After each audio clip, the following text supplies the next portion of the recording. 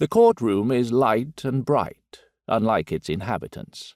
More spectators drift in, taking up all of the remaining seats, attracted by the publicity this case brings with it. Ghouls with morbid curiosity about how a woman died in such a bizarre way. Some may have known her in a professional capacity.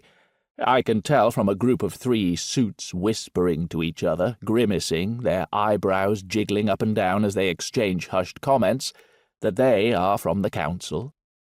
One grins, but another whispers roughly to kill the grin.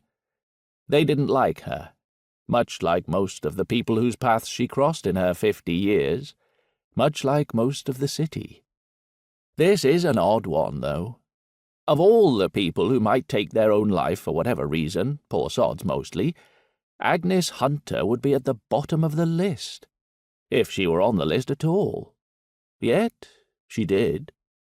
Today is the reopening of the inquest, initially opened and adjourned 6 weeks ago to give the police more time to investigate. I am expecting to hear the details of their investigation today. It will have been extensive. After all, Agnes was a well-known public figure, hated, but in the public eye.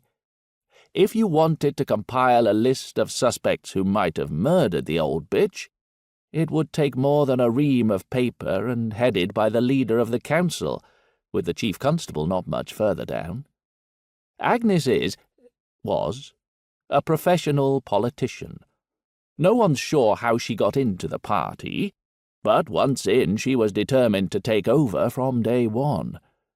She'd only been on the council for 5 years, but her lack of empathy, except of course towards her personal voting constituents, combined with her spite and compulsion to gain revenge for slights, real and imagined, towards her colleagues, made sure she wasn't on anyone's Christmas card list. Nor was she invited to any social event where her presence wasn't mandatory. She'd turn up, anyway, oblivious to the disgusted looks of her colleagues, and, I heard on the council gossip grapevine, was on one occasion ordered by the head of a committee to get out of the room. He lost his position not long after. Agnes wasn't averse to using gossip and spying to get what she wanted. Agnes Hunter, née Dole. Tall, thin, upright, with a stance always ready for a fight, never seen casually dressed, nor in anything other than a designer suit. She had a sharp, pointed face, thin lips, whose smiling muscles had atrophied away, and well-cut, short grey hair coiffured by a military stylist. The idea of this woman lying down on a flat gravestone in Cathay's graveyard, putting a gun under her chin, and blowing the back of her head off, splattering her brains all over the nice upright Celtic cross that stood behind the flat stone, was, as my colleague had said, weird.